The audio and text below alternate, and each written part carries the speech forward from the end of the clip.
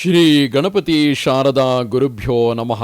ಶ್ರೀರಾಮ ರಾಮ ರಾಮೇತಿ ರಮೇ ರಾಮೇ ಮನೋರಮೆ ಸಹಸ್ರನಾಮ ತತ್ತುಲ್ಯಂ ರಾಮನಾಮ ವರಾನನೆ.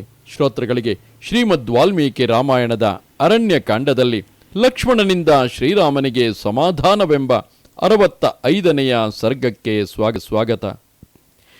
ತಪ್ಯಮಾನಂ ತಥಾ ರಾಮಂ ಸೀತಾಹರಣ ಕರ್ಷಿತಂ ಲೋಕಾನಾಮ ಭವೇ ಯುಕ್ತಂ ಸಂವರ್ತಕಮಿವಾನಲಂ ವೀಕ್ಷಮಾಣಂ ಧನುಸ್ಸಜ್ಜಂ ನಿಶ್ವಸಂತಂ ಪುನಃ ಪುನಃ ದಗ್ಧುಕಾಮಂ ಜಗತ್ಸರ್ವಂ ಯುಗಾಂತೆ ಚ ಅದೃಷ್ಟಪೂರ್ವಂ ಸಂಕ್ರುದ್ಧಂ ದೃಷ್ಟ್ವಾ ರಾಮಂತು ಲಕ್ಷ್ಮಣಃ ಅಬ್ರವೀತ್ ಪ್ರಾಂಜಲಿರ್ವಾಕ್ಯಂ ಮುಖೇನ ಪರಿಶುಷ್ಯತ.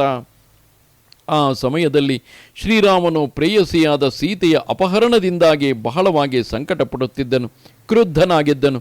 ಪ್ರಳಯ ಕಾಲದ ಅಗ್ನಿಯಂತೆ ಲೋಕಗಳನ್ನು ವಿನಾಶಗೊಳಿಸಲು ಸಿದ್ಧನಾಗಿ ನಿಂತಿದ್ದನು.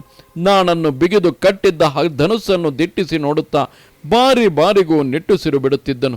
ಯುಗದ ಕಡೆಯಲ್ಲಿ ಎಲ್ಲ ಜಗತ್ತುಗಳನ್ನು ಭಸ್ಮ ಮಾಡಲು ಅಪೇಕ್ಷಿಸುವ ಪರಮೇಶ್ವರನಂತೆ ಶ್ರೀರಾಮನು 3 ಲೋಕಗಳನ್ನು ಸುಟ್ಟು ಬಿಡಲು ನಿಶ್ಚಯಿಸಿ ನಿಂತಿದ್ದನು. ಹಿಂದೆ ಯಾವಾಗಲೂ ಶ್ರೀರಾಮನು ಇಷ್ಟು ಕುಪಿತನಾಗಿರಲಿಲ್ಲ. ಇಂತಹ ಪರಿಸ್ಥಿತಿಯಲ್ಲಿದ್ದ ಶ್ರೀರಾಮನನ್ನು ನೋಡಿ ಲಕ್ಷ್ಮಣನ ಮುಖವು ಬಾಡಿ ಹೋಯಿತು. ಅವನು ಕೈಮುಗಿದುಕೊಂಡು ವಿನೀತನಾಗಿ ಹೇಳಿದನು, ಪುರಾ ಭೂತ್ವ ಮೃದುರ್ದಾಂತಹ ಸರ್ವಭೂತ ಹಿತೇ ರತಃ ನ ಕ್ರೋಧ ವಶಮಾಪನ್ನ ಪ್ರಕೃತಿಂ ಹಾತುಮರ. ಅಣ್ಣ, ಈ ಹಿಂದೆ ನೀನು ಬಹಳ ಮೃದು ಸ್ವಭಾವದವನಾಗಿದ್ದೆ, ಜಿತೇಂದ್ರಿಯನಾಗಿದ್ದೆ, ಕೋಪಕ್ಕೆ ಆಶ್ರಯವನ್ನು ಕೊಡುತ್ತಿರಲಿಲ್ಲ. ಎಲ್ಲ ಪ್ರಾಣಿಗಳ ಹಿತದಲ್ಲಿಯೇ ನಿರತನಾಗಿರುತ್ತಿದ್ದೆ. ಇದು ನಿನ್ನ ಸ್ವಭಾವ ಗುಣವಾಗಿದ್ದಿತು. ಈ ಸಮಯದಲ್ಲಿ ನೀನು ಕ್ರೋಧಕ್ಕೆ ವಶನಾಗಿ ನಿನ್ನ ಸಹಜವಾದ ಸ್ವಭಾವವನ್ನು ಪರಿತ್ಯಜಿಸುವುದು ಯುಕ್ತವಲ್ಲ. ಚಂದ್ರೇ ಲಕ್ಷ್ಮೀ ಪ್ರಭಾ ಸೂರ್ಯೇ ಗತಿರ್ವಾಯೋ ಭುವಿಕ್ಷಮ ಏತಚ್ಚ ನಿಯತಂ ಸರ್ವಂ ತ್ವಯಿ ಚಾನುತ್ತಮಂ ಯಶಃ. ಚಂದ್ರನಲ್ಲಿ ಕಾಂತಿಯು, ಸೂರ್ಯನಲ್ಲಿ ಪ್ರಭೆಯು, ವಾಯುವಿನಲ್ಲಿ ಸಂಚಾರವು, ಭೂಮಿಯಲ್ಲಿ ಕ್ಷಾಗಿರುತ್ತವೆ. ಹಾಗೆಯೇ ನಿನ್ನಲ್ಲಿ ಈ 4ರ ಜೊತೆಗೆ ಯಶಸ್ಸು ನಿಯತವಾಗಿದೆ. ಮೃದು ಸ್ವಭಾವದವನೆಂದು, ಜಿತೇಂದ್ರಿಯನೆಂದು, ಪ್ರಾಣಿಗಳ ಹಿತದಲ್ಲಿಯೇ ನಿರತನಾಗಿರತಕ್ಕವನೆಂದು ನೀನು ಶಾಶ್ವತವಾದ ಯಶಸ್ಸನ್ನು ಗಳಿಸಿರುವೆ. ಆದುದರಿಂದ ನೀನು ನಿನ್ನ ಸ್ವಭಾವವನ್ನು ಪರಿತ್ಯಜಿಸುವುದು ಯುಕ್ತವಾಗಿ ಕಾಣುವುದಿಲ್ಲ. ಒಬ್ಬನು ಮಾಡಿರುವ ಅಪರಾಧಕ್ಕಾಗಿ ಲೋಕಗಳನ್ನೇ ನಾಶಗೊಳಿಸಲು ಬಯಸಬೇಡ. ಭಗ್ನವಾಗಿ ಹೋಗಿರುವ ಈ ಯುದ್ಧರಥವು ಯಾರದೆಂಬುದು ನನಗೂ ತಿಳಿಯುತ್ತಿಲ್ಲ. ಈ ರಥವನ್ನು ಮುರಿದು ಹಾಕಿದವರು ಯಾರು, ಯಾರ ಸಲುವಾಗಿ ಮುರಿದು ಹಾಕಿದರು ಎಂಬುದನ್ನು ನಾವು ತಿಳಿಯಬೇಕಾಗಿದೆ. ಈ ಪ್ರದೇಶದಲ್ಲಿ ಗೊರಸುಗಳ ಮತ್ತು ರಥಚಕ್ರಗಳ ಗುರುತುಗಳು ಅಚ್ಚಳಿಯದಂತಿವೆ. ರಕ್ತದ ತೊಟ್ಟುಗಳಿಂದಲೂ ಈ ಪ್ರದೇಶವು ನೆನೆದು ಹೋಗಿದೆ.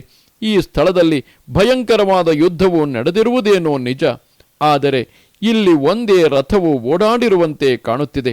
2 ರಥಗಳು ಓಡಾಡಿರುವ ಚಿಹ್ನೆ ಇಲ್ಲ. ಆದುದರಿಂದ ಈ ಯುದ್ಧವು ಒಬ್ಬನದೇ ಆಗಿರಬಹುದು. ಇಬ್ಬರು 2 ರಥಗಳಲ್ಲಿ ಕುಳಿತು ಪರಸ್ಪರವಾಗಿ ಯುದ್ಧ ಮಾಡಿರುವ ಕುರುಹುಗಳು ನಮಗಿಲ್ಲಿ ಕಾಣುವುದಿಲ್ಲ. ಮಹಾ ಸೈನ್ಯವೊಂದು ಸಂಚಾರ ಮಾಡಿರುವ ಹೆಜ್ಜೆಗಳ ಗುರುತುಗಳನ್ನು ನಾವಿಲ್ಲಿ ಕಾಣುತ್ತಿಲ್ಲ.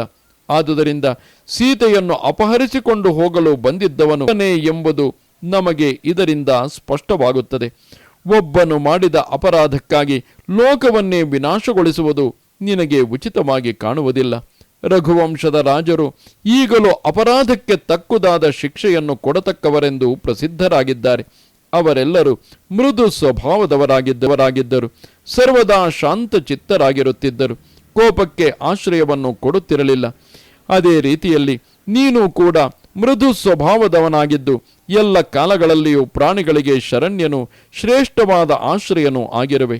ಅಣ್ಣ, ಒಬ್ಬನ ಭಾರ್ಯೆಯು ವಿನಾಶ ಹೊಂದುವುದನ್ನು ಯಾವನು ಸಾಧು ಎನ್ನುತ್ತಾನೆ?